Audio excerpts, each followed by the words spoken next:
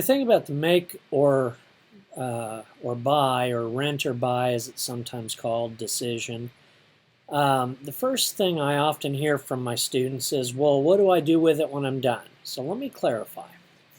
When we think about rent versus buy, the calculation translates to, do you know if you need it more than so many days, it makes more sense to buy it than rent it? So in other words, if the thing just sits there and collects dust, if it made more sense to buy than rent, then that's the answer to the question.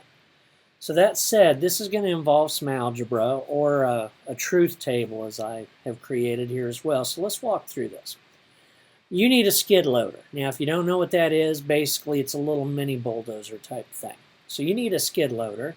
You can buy it for $500, which, trust me, that'd be a cheap one, but you could buy it for $500 and pay $50 a day in maintenance to run it.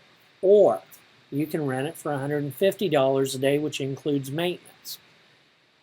Now, how many days do you need it before it makes sense to buy than rent? So on the left side of the screen here, we're going to do some algebra. Now, I have math allergies, I admit it. So if you're way better at algebra than me, you might be saying, Tony, you need some brackets here or something like that. If that's the case, just take the basics of it for what it is. So what we're going to do here is we're going to solve for D. D is in dog. That's the number of days.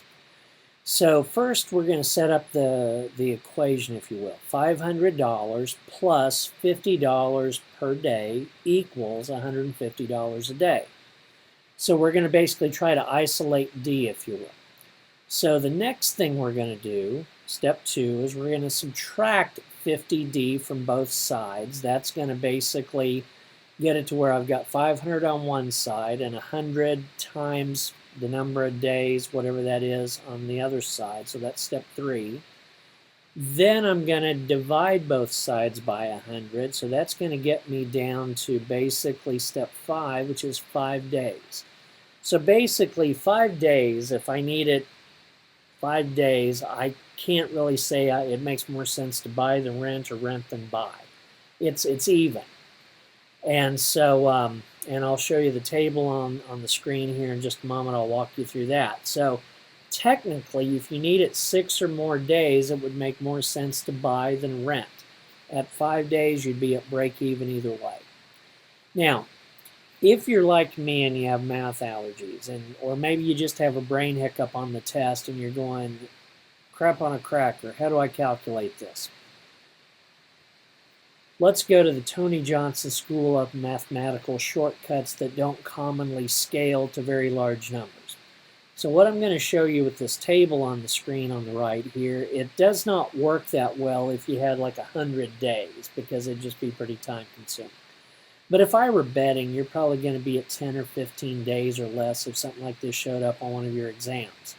So a shortcut here, without getting into algebra, if you have math allergies like me, is just add up what you spent each day.